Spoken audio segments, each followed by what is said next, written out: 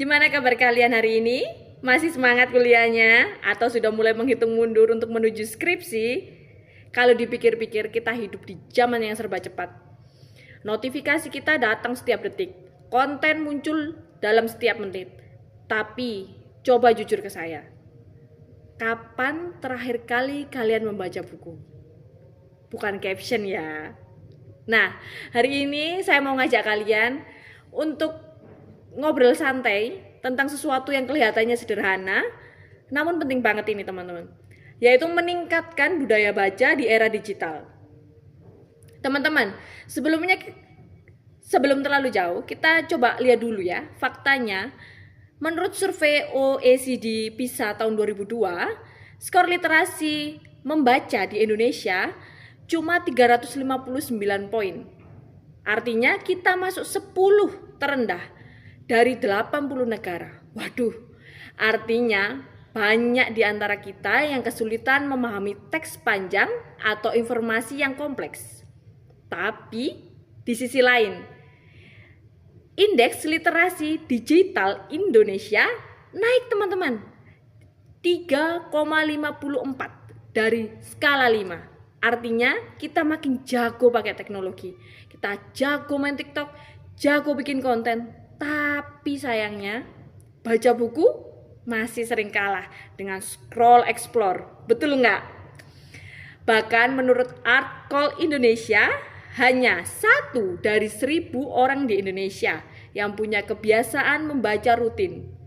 Jadi kalau di ruangan ini ada 100 orang, kemungkinan 0,1 dari kita yang rajin membaca buku, alias mungkin cuma setengah dari kita lah yang baca komen-komen di e-book aja.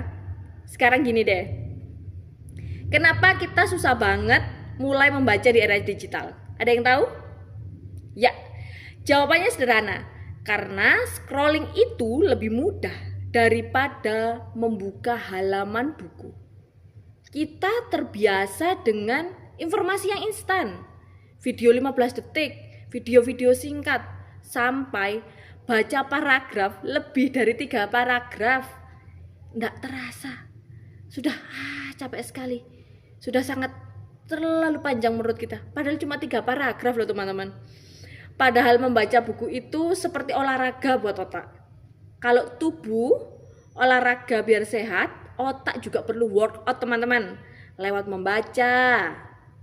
Biar apa? Biar nggak lemot mikirnya. Misalnya nih, waktu kalian baca novel atau biografi, mungkin siapa yang masih baca biografi di sini? Kalian belajar empati, memahami cara berpikir orang lain. Kalau baca buku non fiksi misalnya, kalian belajar menganalisis dan berpikir kritis. Skill penting banget buat dunia kerja nantinya. Dan kabar baiknya, membaca sekarang nggak perlu serumit dulu, nggak perlu punya buku fisik kan teman-teman. Ada e-book sekarang, gratis lagi, ada di mana-mana. Males baca buku karena nanti ngantuk, dengarkan audiobook teman-teman. Tinggal pasang earphone-nya, headsetnya, bisa baca teman-teman sambil naik ojek online. Gimana? Mudah bukan di zaman sekarang? Kalau benar-benar sibuk ya gimana ya? Ada yang punya ide? Kalau dari saya, kita sempatkan teman-teman 30 menit aja dalam sehari, atau 1 buku minimal sebulan. Gak apa-apa dong. Yang penting kita terus-menerus membiasakan budaya membaca itu. Bayangin deh, kalau kita konsisten dalam setahun bisa 12 buku teman-teman, gak tanggung-tanggung 12 buku kita bisa baca. Kalau tiap mahasiswa melakukan itu, mungkin kota ini bisa jadi kota literasi digital. Gimana? Seru kan? Bukan sekedar embel-embel kampus aja. Jadi teman-teman, intinya sederhana. Teknologi itu bukan musuh untuk membaca. Justru dia bisa menjadi sahabat Kalau apa? Kalau kita pergunakan dengan bijak. Kita bisa pakai gadget bukan cuma buat scrolling. Kita juga bisa buat learning. Mulai dari yang kecil, baca artikel inspiratif sebelum tidur, baca e-book pas nungguin dosen datang. Terus karena ingat membaca itu investasi seumur hidup.